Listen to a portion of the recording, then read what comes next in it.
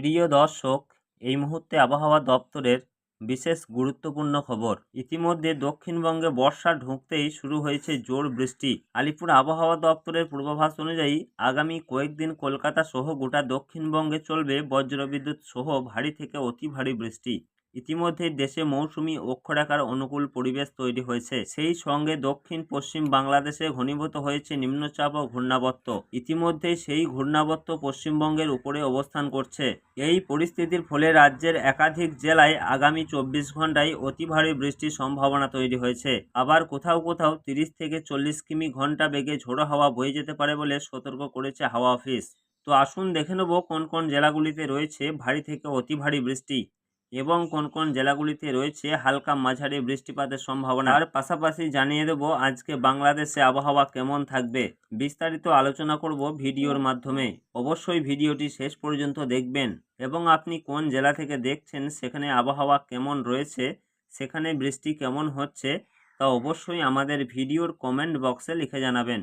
এবং আপনার জেলার লেটেস্ট আবহাওয়ার খবরগুলি সবার আগে পাওয়ার জন্য আমাদের ইউটিউব চ্যানেলটিকে সাবস্ক্রাইব করে আমাদের সঙ্গে থাকুন।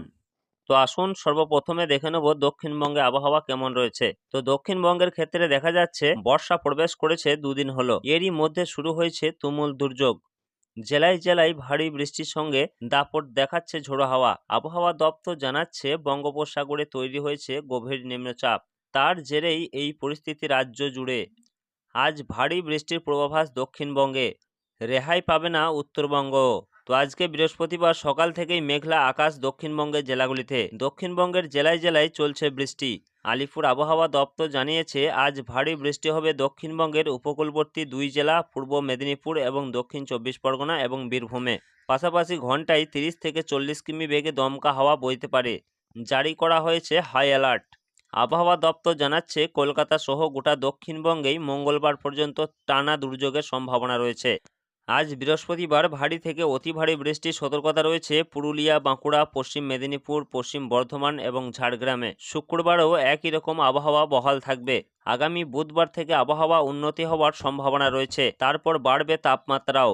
ঝড় বৃষ্টির জেরে চলতি সপ্তাহের শুরু থেকেই তাপমাত্রা কমেছে গোটা রাজ্যেই। পাশাপাশি এদিকে উত্তরবঙ্গের ক্ষেত্রে দেখা যাচ্ছে বেশ কিছুদিন আগে বর্ষা প্রবেশ করেছে উত্তরবঙ্গে। উত্তরবঙ্গের প্রায় সব জেলাতেই বৃষ্টির পূর্বাভাস রয়েছে। বৃহস্পতিবার ঝড় বৃষ্টি বাড়বে দার্জিলিং, কালিম্পং, জলপাইগুড়ি, আলিপুরদুয়ার, কোচবিহার এবং দক্ষিণ দিনাজপুরে। ভারী বৃষ্টির সম্ভাবনায় সতর্কতা জারি করা হয়েছে। আগামী সপ্তাহের শুরু পর্যন্ত এইরকম আবহাওয়া বহাল থাকবে।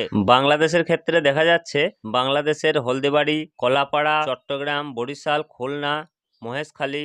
তবে বাংলাদেশের ক্ষেত্রে দেখা যাচ্ছে বাংলাদেশের বেশিরভাগ জেলাতেই হালকা মাঝারি বৃষ্টির সঙ্গে কোনো কোনো জায়গায় ভারী থেকে অতি ভারী বৃষ্টির পূর্বাভাস রয়েছে।